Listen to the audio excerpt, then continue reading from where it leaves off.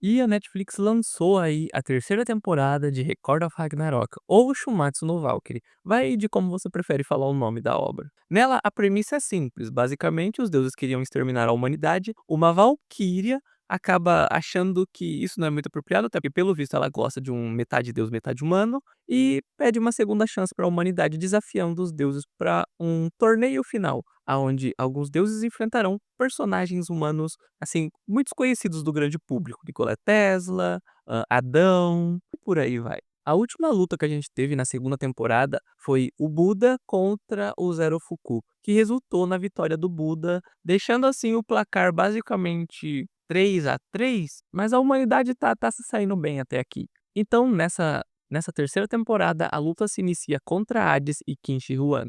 Basicamente, um é rei do submundo e outro é o rei que unificou ali a China. Um adendo rápido aqui, se eu falar Ares em algum momento, peço desculpas, mas é que às vezes eu me atropelo todo nos nomes dos deuses gregos, ok? Mas é Hades, não é Ares, só para deixar exemplificado. E a luta de Hades contra o Qin Shi Huang foi muito legal, tá? Foi muito divertida. Se você leu o mangá, você já estava esperando o que que ia acontecer. Se você não leu, deve ter ficado muito surpreso e acho que algumas pessoas talvez não tenham conseguido entender muito bem, mas basicamente a habilidade do Qin Shi Huang era sentir as outras pessoas, ele conseguia ver ali meio que o fluxo que ia assim, e conseguia disparar uns projéteis de vento para impedir esse fluxo de Ki e fazer o inimigo perder meio que o ponto de equilíbrio e acabar ficando um pouco mais fraco ali no movimento, ou até errando o movimento. E esse foi o ponto crucial para ele ganhar, porque o Hades, ele é dito sendo um deus muito forte e realmente mostram isso dele. Quando ele dá aquelas estocadas com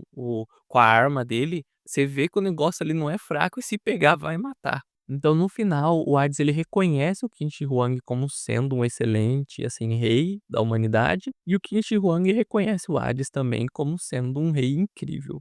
É uma luta muito legal de se ver, tá? Ver os 2 lutando, trocando porradas, mas também trocando ali um pouco de conhecimento, é muito divertido. E o ataque final que necessariamente foi o Hades tendo ali um rebote da própria força, porque o Qin Shi Huang acaba mandando ela de volta pra ele. E nessa vitória o ponto é pra humanidade mais uma vez. E aí os deuses começam a ficar preocupados, né, porque, porra, o Hades, o cara era poderoso demais, o rei do submundo, todo poderoso, e o irmão mais velho de Zeus e Poseidon. E ainda assim ele foi de base, né. A galera começa a ficar ali um tanto quanto preocupada. E na próxima rodada, quem acaba lutando é Beelzebub e Tesla, que também foi outra luta, assim, sensacional. A morte do Tesla, ela é muito muito interessante. No mangá eu achei ela um pouquinho melhor, eu achei mais bonita. Ironicamente, é estranho o que eu vou dizer aqui, mas eu achei um pouco mais emocionante no mangá o final do Tesla do que aqui no anime. Mas ainda assim, os 2 foi simplesmente excepcional. Foi muito legal ver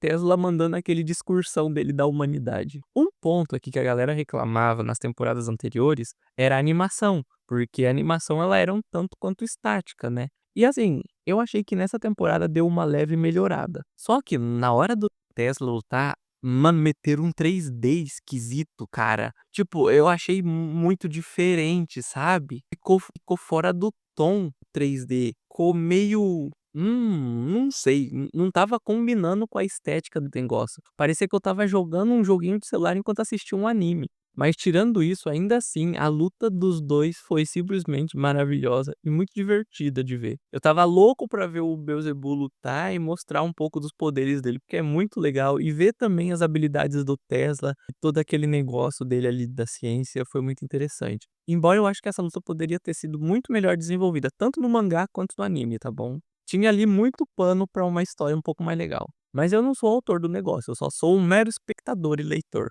Então, na última luta, a gente teve Apollo contra o Rei Leônidas. Um ponto aqui que eu pensava, tipo assim, não sei porquê, quando eu li o mangá na primeira vez dessa luta, eu achava que o Apollo era loiro. Não sei muito bem o porquê, mas eu achava. Mas não é, ele é ruivo.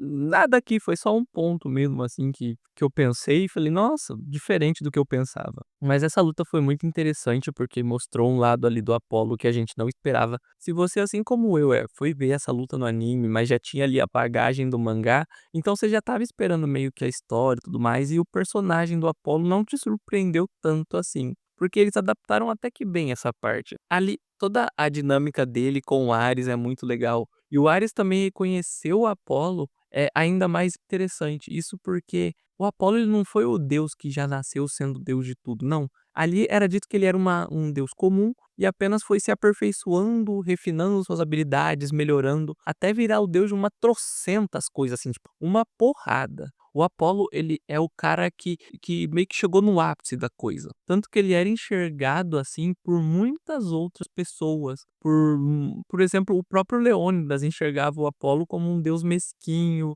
um deus arrogante e tudo mais. Quando na verdade o Apolo, ele é o cara que treinou pra caramba, sabe. Ele se esforçou muito pra chegar ali. É basicamente aquela velha luta entre esforço e talento, sabe. Torçam para o cara talentoso nunca se esforçar, vai por mim. Mas ainda assim, essa luta foi simplesmente maravilhosa. O Apollo ter ganhado foi legal também. Ver um outro lado do Leônidas foi muito mais interessante. E assim, o aprofundamento do background da história de Shumatsu, ele ainda é bem pouco presente no anime. No anime tem muitas coisas que eles omitem com relação ao mangá. Por exemplo, várias partes do começo, alguns deuses até mesmo que apareceram no começo do mangá, ali por volta dos capítulos 1 mesmo, do 1 ao 10 mais ou menos, muitas dessas cenas acabaram não entrando na hora da animação ali. É muito interessante ver que, assim, a parte dos deuses primordiais está sendo desenvolvida. Foi muito legal a gente ver agora esse desenvolvimento mesmo, essa fala da boca do próprio Odin sobre os deuses primordiais. Se você vê o mangá, isso não é surpresa pra você, porque lá já tá um pouco mais desenvolvido, a gente já tá entrando até na história do Golner.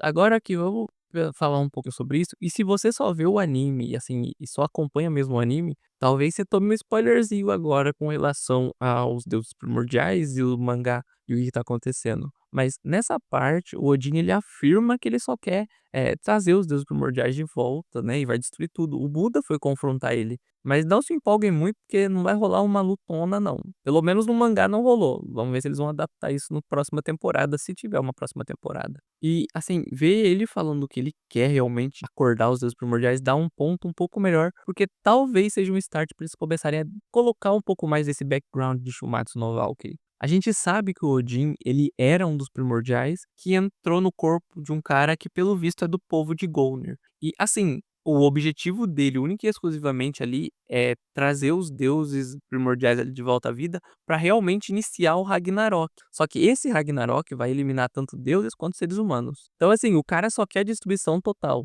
E ainda não revelaram necessariamente porque o Siegfried foi preso, mas a gente viu o Siegfried, ouviu a voz dele e pelo visto tá começando a entrar um pouco mais nessa história finalmente, pelo menos no anime, né. Só que pra qualquer conclusão a gente meio que vai precisar esperar ainda aí uma próxima temporada pra saber como é que eles vão levar isso. Se realmente vai ainda continuar focando também um pouco mais nessa parte da história. Porque agora, por exemplo, a gente teve 2 capítulos de basicamente um flash do passado, aonde mostrou o Golner, aonde mostrou os deuses primordiais, aonde mostrou os outros deuses também trancafiando eles e tudo mais. Numa próxima temporada, assim, a minha dúvida é como será que a Netflix vai tratar isso? Ela vai fazer igual ela geralmente faz, assim, pequenos capítulos do passado do personagem dentro mesmo de um episódio só, ou ela vai desenvolver isso mesmo no mangá? Se ela vai adaptar um pouco mais, no caso, tipo, adaptar 2 mangá num capítulo só, sabe, de história pelo menos,